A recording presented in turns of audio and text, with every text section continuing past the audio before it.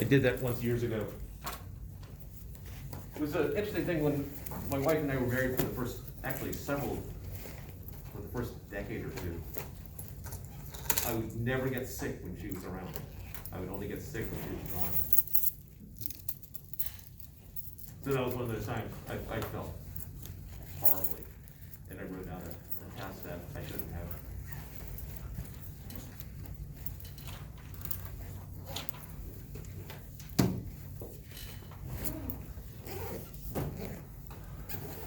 All right. Questions? Did you have a test in a week?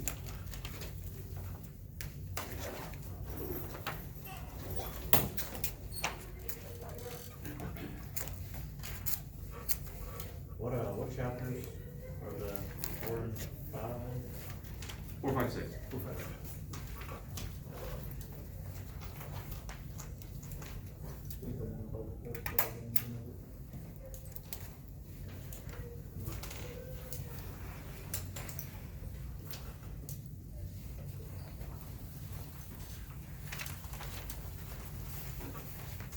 All right, then let's pick up where we left off.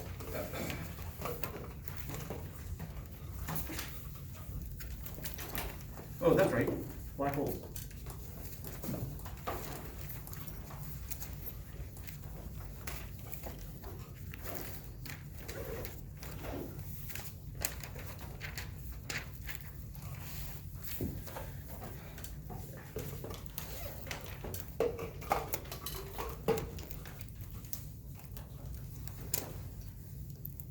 All right, so we had the centripetal motion of something going around some central object here.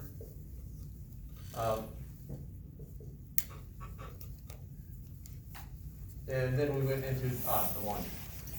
So we had 1/2 mass of whatever we're launching. I think O for object, or no, S for satellite, or S for stuff. That's right, S for stuff.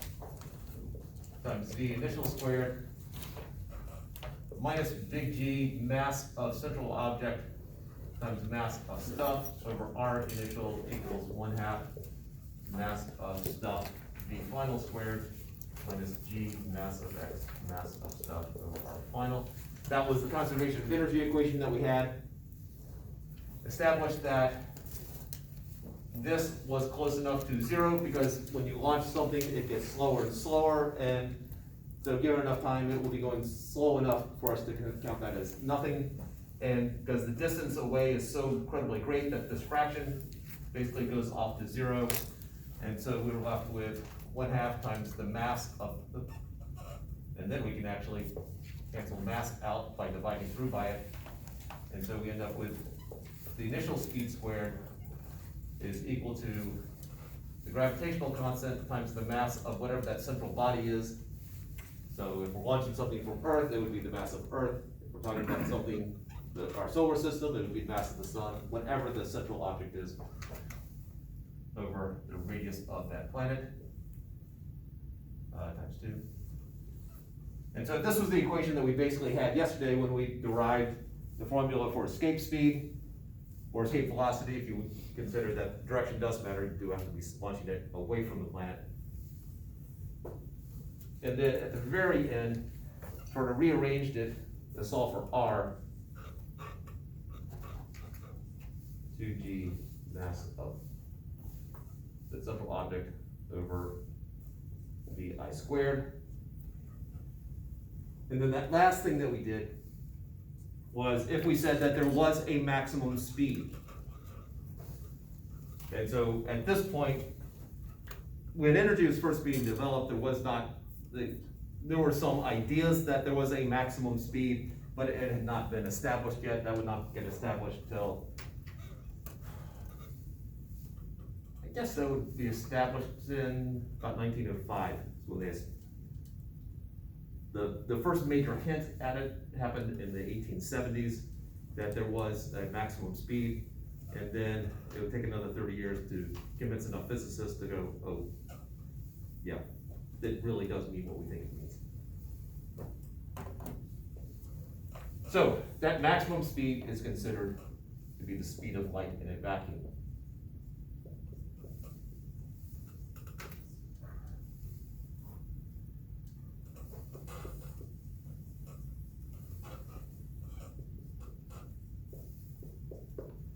And it has an exact value, but it's approximately equal to 3 times 10 to the 8th meters per second. It's just slightly less than that. But there is an exact value because the meter is defined by that.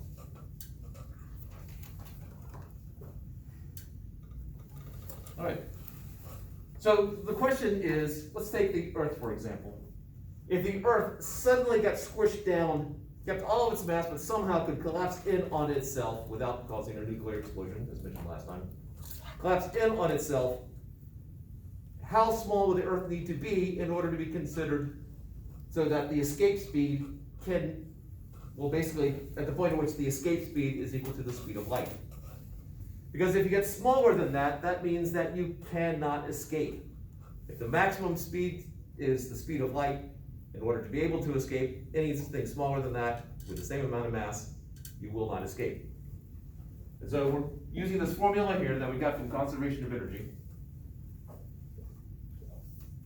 So the radius would be 2 times 6.67 times 10 to the negative 11 Newton meters squared per kilogram squared, times mass of the Earth, 5.98, times 10 to the 24th kilograms.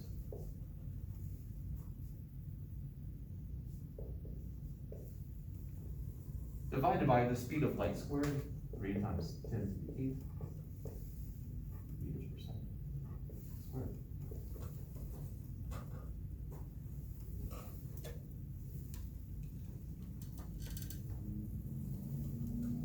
And just as a side note from last time, the escape speed for the Earth is about a little over 11,000 meters per second. If you shoot something off of Earth and it doesn't run into anything, if you got the escape speed, it will go away and never return.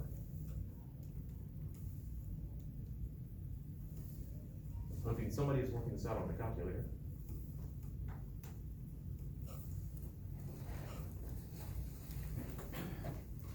What is the bottom? 3 times 10 to the something? That? Yeah. Yeah. 8. 8.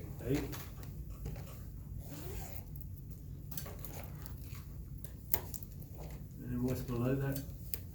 Meters per second. Okay, gotcha. Square. Yeah, the whole thing is squared.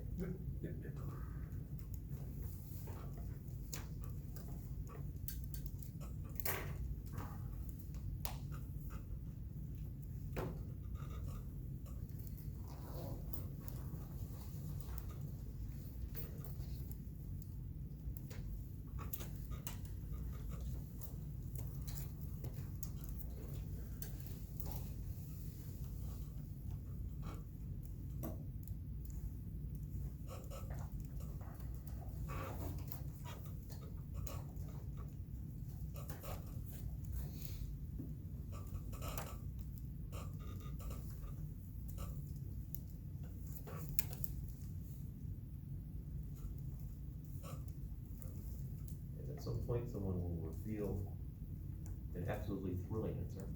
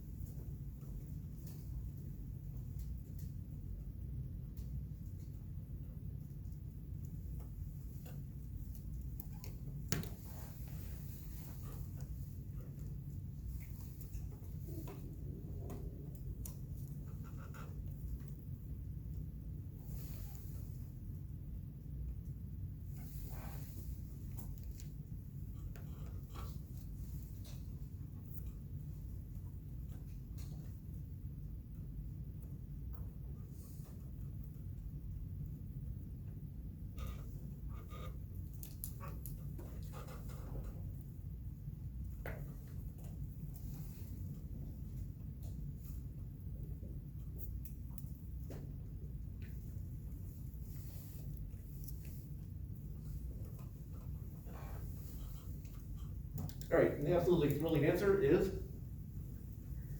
I got 0.008863. I got the same thing. 008863. Yes. Yep. Let's finish it off. Is it meters per second? It is not.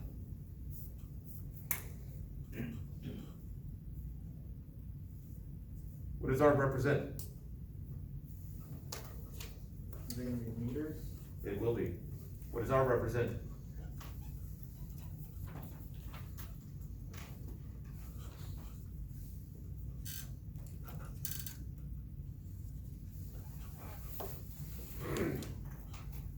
It begins with the letter R. The radius, right? Yeah, it's a radius. It's the radius of the planet, or whatever that object is. So if the radius of the Earth got down to this, in other words, the diameter of the planet is twice that.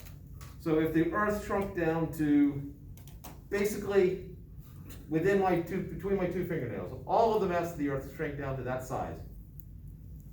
In order to escape, an object would need to go at the speed of light. So if the Earth became just slightly smaller than that,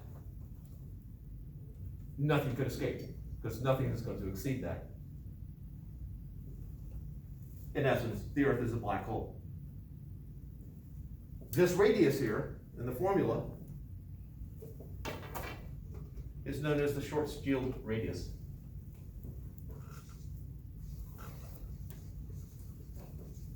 I think I'm spelling it right.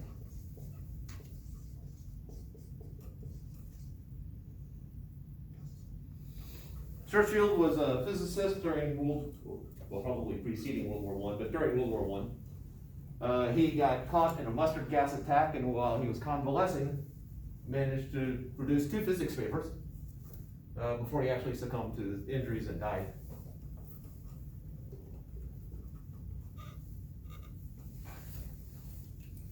So one of several notable physicists of the time who did not survive the war.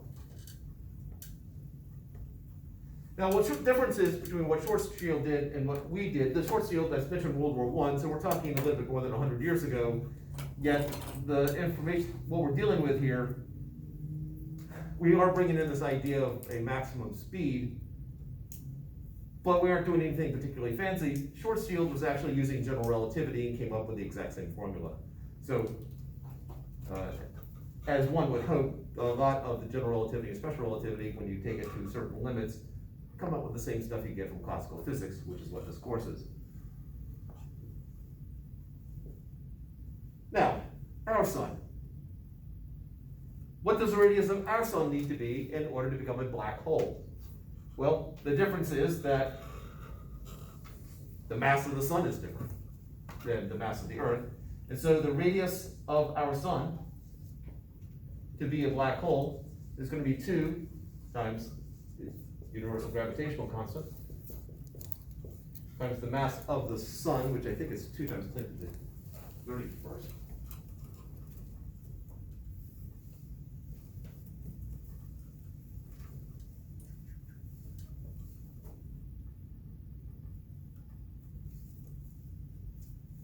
Oh, this book let me down.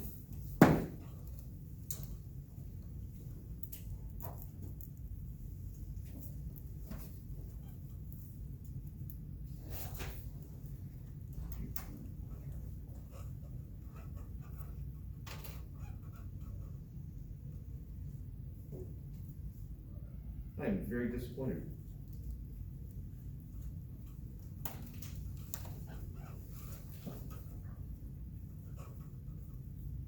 Oh, there we go.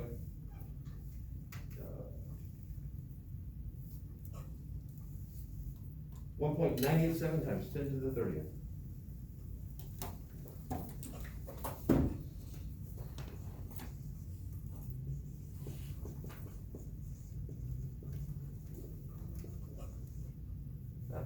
Kilograms. Divided by the speed of light. Squared. Make sure I read that right.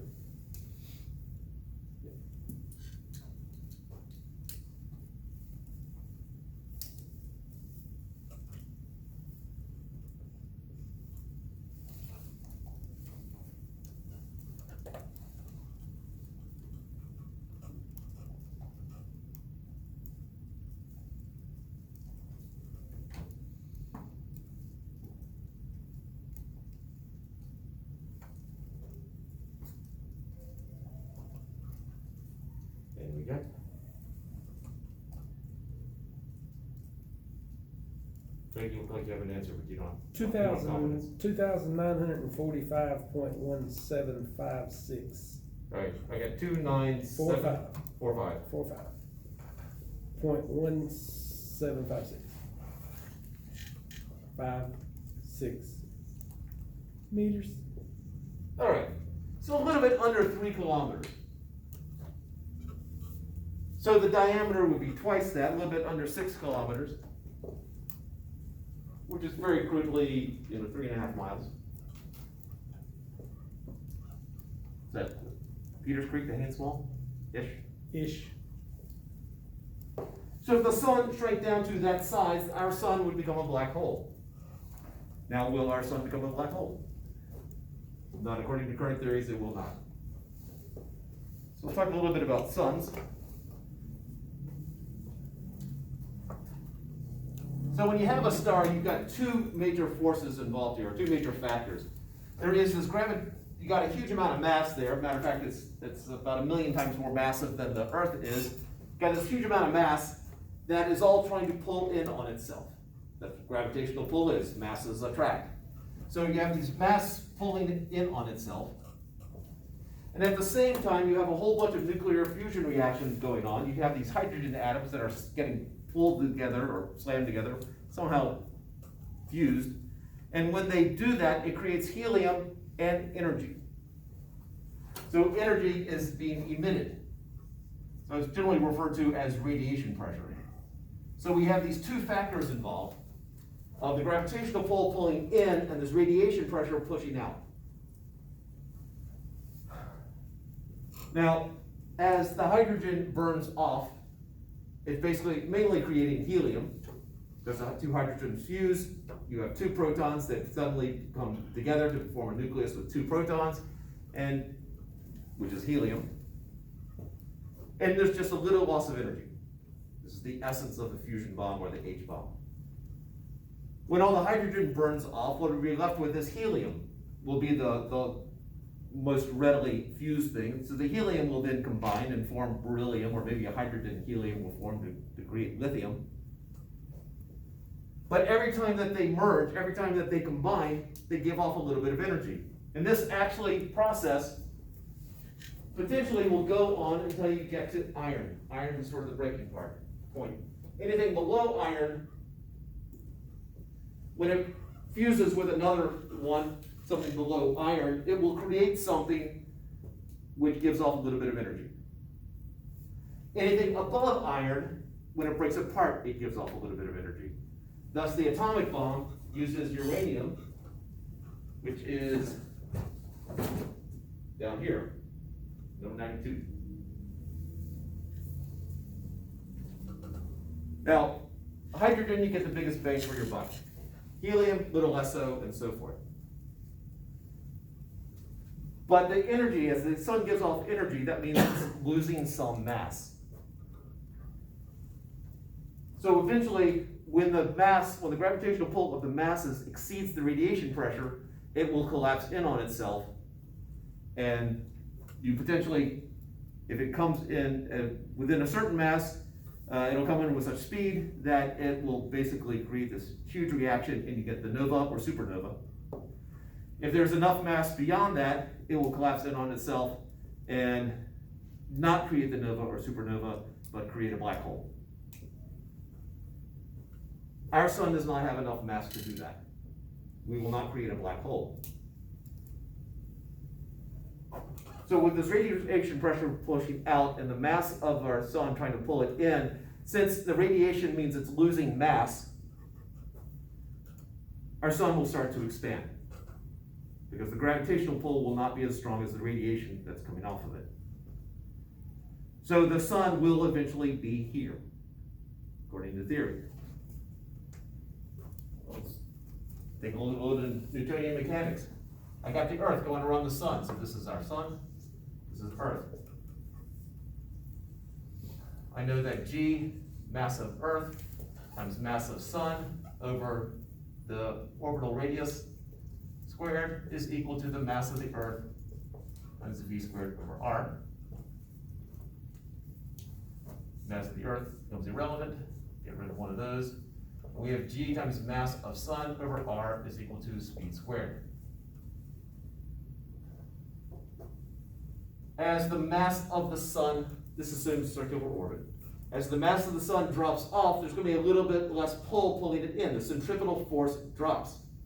And as the centripetal force drops, we will not be able to maintain that circle. So as it drops, we will start to move away. So by the time the sun gets here, the Earth won't be. The Earth's orbit will be bigger. According to theory, not that any of us will ever, at that point, it's not expected any humans are around. At least not on this planet. So, that's when Neil deGrasse Tyson made a comment that eventually the Earth will be encompassed by the sun, and I claim that it will not be, that the Earth will be farther out. The sun will be here, we won't be, or the planet won't be. At which point, my wife betrayed me and said she believed Neil deGrasse Tyson over me. But it'll go in the divorce papers. So with your theory of the Earth moving, how would the Earth change its orbit around the sun when the sun's expanding? All right, so the Earth wants to go in a straight line.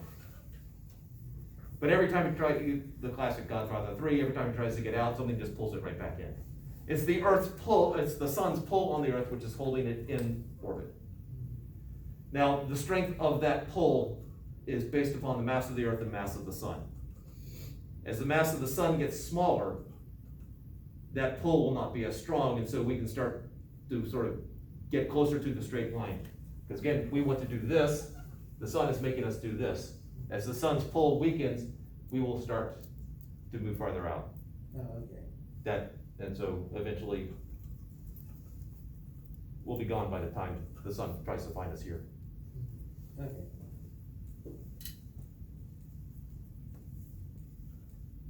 All right. Other questions?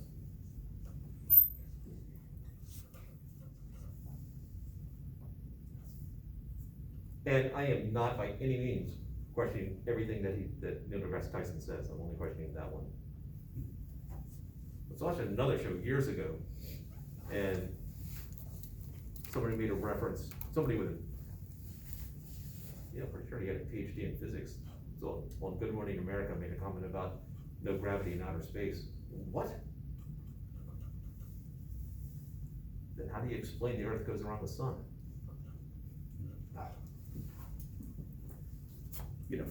In the heat of a moment, in an interview, things come out. All right. Questions to hear?